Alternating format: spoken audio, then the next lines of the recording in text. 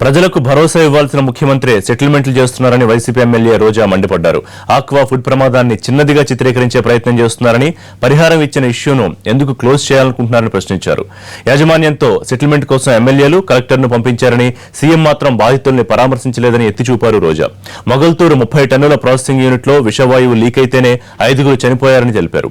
తుందూరులో 4000 టన్నుల processing unit పెట్టాలనుకుంటున్నారని, అక్కడ ప్రమాదం జరిగితే 3 నియోజకవర్గాల్లో జనం నష్టపోతారని గుర్తు చేశారు. 10 మంది చనిపోతే బస్సు యాక్సిడెంట్ లో వెళ్ళడు, నిన్న 5 మంది చనిపోతే వెళ్ళడు. అలాగే అగ్రిగోల్డ్ 107 మంది చనిపోతే పట్టించుకోడు. అవన్నీ చిన్న చిన్న విషయాలు. కానీ వాళ్ళ నాయకులు ఏదైనా దాడులు చేసి కేసుల్లో ఇరుక్కుంటారంటే మాత్రం సెటిల్మెంట్ చేయడానికి వెంటనే ప్రత్యక్షమవుతాడు.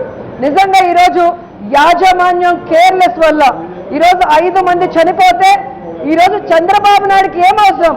ఆ యాజమాన్యం మీద చర్యలు చేపట్టకుండా దళారిలాగా వ్యవహరించి ఈరోజు ప్రజల ప్రాణాలకి ఖరీదు కట్టి ఆ సమస్యని క్లోజ్ చేయాలనుకుంటున్నాడు. కానీ ఆ సమస్య మళ్ళీ పునరావృతం కాకూడదని ఎందుకు ఆలోచించడం లేదు? 1.5 సంవత్సరంగా జగన్మోహన్ రెడ్డి గారు తుందూరులో కూడా పెట్టే ఆ అక్వా ప్రాసెసింగ్ యూనిట్ కి వ్యతిరేకంగా మాట్లాడితే అభివృద్ధికి వ్యతిరేకమని ఇదే అసెంబ్లీలో మాట్లాడారు.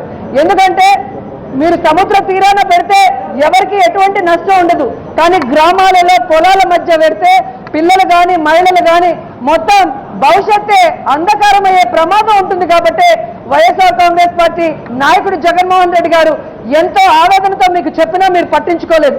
ఈరోజు మొగల్తూరులో 30 టన్నుల ప్రాసెస్ చేసే యూనిట్ లో లీకేజ్ అయితేనే మరి 5 మంది చనిపోయారు అంటే, మరి తుందూరులో 4000 టన్నుల యూనిట్ ప్రాసెసింగ్ యూనిట్ పెట్టాలంటున్నారు.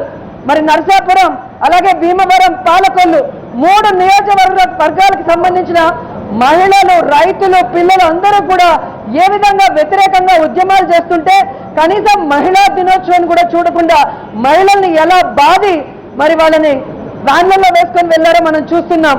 వాళ్ళు ఏదైతే భయపడ్డారో